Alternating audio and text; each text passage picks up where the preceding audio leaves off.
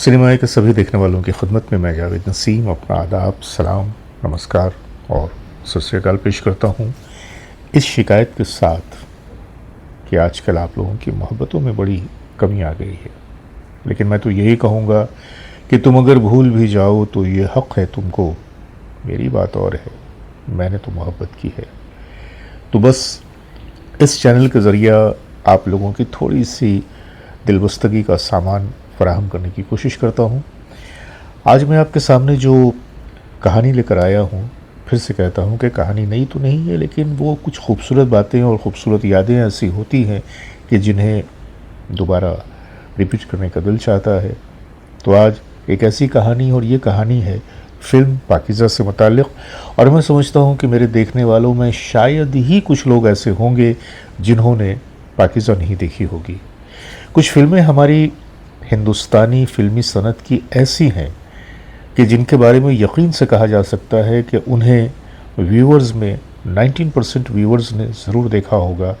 जैसे कि मुग़ल-ए-आज़म थी, वैसे ही ये फ़िल्म थी पाकीज़ा। क्लासिकल फ़िल्मों की बात करें तो प्यासा और कागज़ के फूल, ये तो फिर भी हम कह सकते हैं कि बहुत सारे लोगों ने नहीं भी देखा हो, लेकिन पाकीज़ा को तो ज़रूर देखा होगा। आइए पाकीज़ा से ही रिलेटेड एक छोटी सी कहानी आप लोगों के सामने पेश कर रहा हूँ। तो बने रहिए हमारे साथ और देखते रहिए अपना मनपसंद चैनल सिनेमाया। चलते हैं वीडियो की तरफ।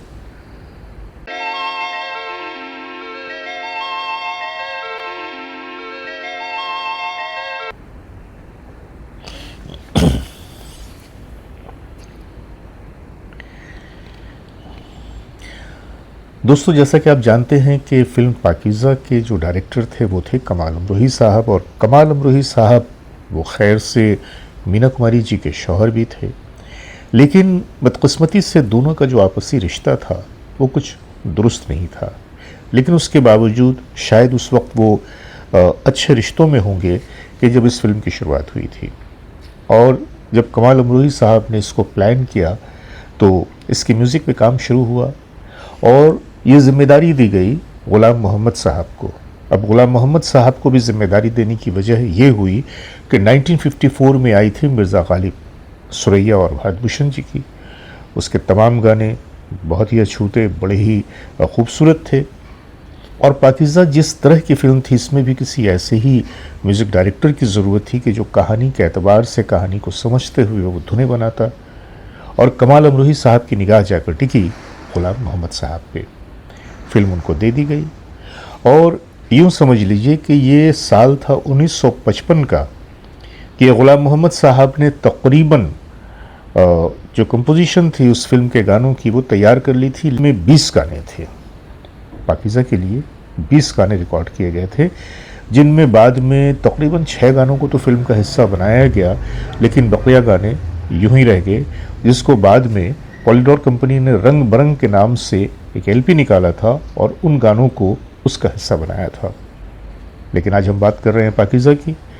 तो जैसा कि मैंने आपको बताया कि 1958 में पाकीज़ा की शुरुआत हुई थी बनने की। म्यूज़िक तो 1955 में सब सारे के सारे कंप्लीट हो गए थे, लेकिन जब 1958 में शुरुआत हुई और फिल्म रफ्ता रफ्ता जब आगे की तरफ बढ़ी तो फिर ऐसा हुआ कि कमाल अमरोही साहब और मीना जी का जो आपसी तनाव था वो ज़्यादा बढ़ गया और फिल्म रुक गई।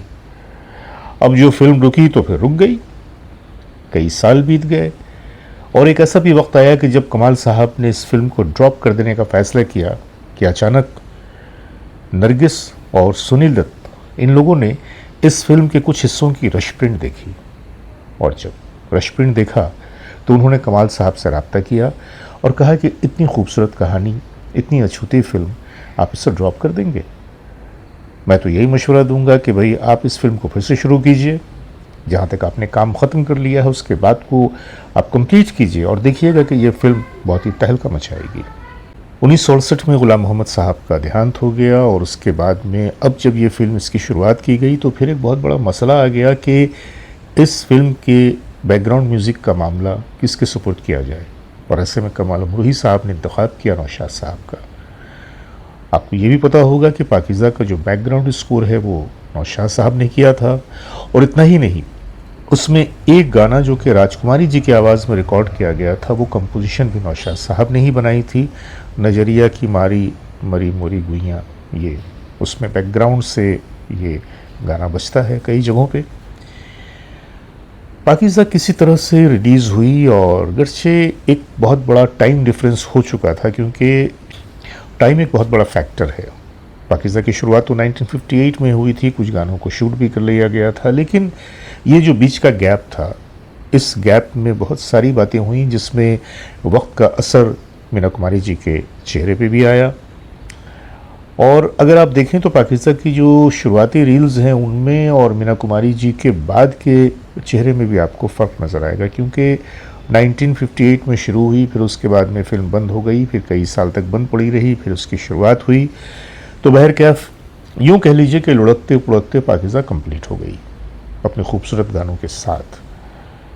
जहाँ तक स्टार कास्टिंग की बात है तो बेमिसाल स्टार कास्टिंग थी। अशोक कुमार थे, राजकुमार थे, मीना कुमारी जी थी, डायरेक्शन कमाल अमरोही जी का था, संगीत गुलाम मोहम्मद साहब और नौशाद जी का था।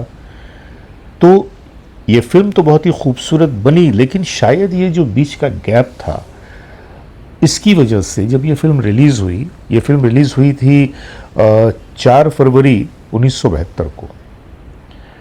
तो पिक्चर तो रिलीज़ हुई, लेकिन मामला ज़रा ठंडा रहा।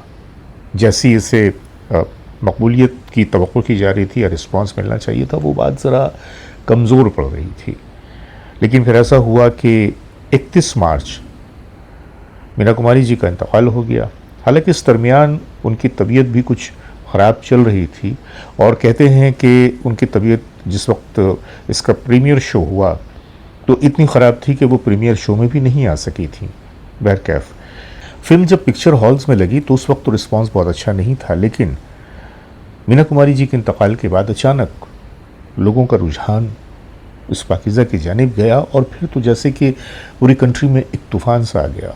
हर शख्स पाकीज़ा को देखना चाहता था, पाकीज़ा की बातें चल रही थी, रेडियो पे पाकीज़ा के खूबसूरत गाने बज रहे थे, और इस तरह से पाकीज़ा ने एक बहुत अच्छा बिज़नेस किया। बहुत कामयाब रही पाकीज़ा, लेकिन अफसोस पाकीज़ा की पाकीज़ा हम लोगों से दूर जा चुकी थी। और जैसा कि आप जानते हैं कि 31 मार्च 1972 को मीना कुमारी जी हमसे जुदा हो गई। तो ये थी पाकीज़ा की छोटी सी कहानी। और चलिए चलते चलते मैं पाकीज़ा के उन गीतों की झलक दिखा रहा हूँ आपको जिनको फिल्मों में रखा गया था। चलो दिलदार चलो, चांद के पार चलो, मुझे कोई मिल गया था, तेरे राह चलते चलते। मौसम है आशिकाना, है दिल कहीं से इन्हीं लोगों ने ले ली ना दुपट्टा मेरा, इन्हीं लोगों ने ले ली के यार रे खड़े रहियो, हो बाके यार रे। आज हम अपनी दुआओं का असर देखेंगे।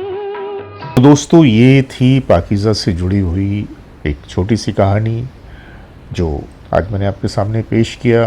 भाई मुझे लगता है कि कुछ न पेश करने से कुछ पेश कर देना ज़्यादा बेहतर रहता है। हालांकि सच पूछिए तो आजकल मेरे पोस्ट डालने की रफ्तार तो कम हो गई है, और वजह क्या है वो आप जानते हैं, क्योंकि मैं जो आप लोगों के लिए मेहनत करता हूँ और इन्फॉर्मेशंस इकट्ठा करता हूँ, उसे आपके सामने पेश करता हूँ, लेकिन जब आप लोगों की जानिब से वो मोहब्बतें नहीं मिलती तो दिल छोटा हो जाता है। और ये बात मैं साफ तौर से कह रहा हूँ। तो भाई मुझे किस बात की ज़रूरत है? आप लोगों की तवज्जो की, आप लोगों की मोहब्बत की। बस हम यही चाहते हैं कि हमारे पोस्ट को आप लोग लाइक किया करें, शेयर किया करें, और अब तक आपने हमारे चैनल को सब्सक्राइब नहीं किया है तो सिनेमाया चैनल को सब्सक्राइब ज़रूर कर लीजिए। और अब अपने दोस्त, अपने भाई जावेद नसीम को इजाज़त दीजिए बहुत सारी मोहब्बतों के साथ। खुदा हाफिज़, नमस्कार।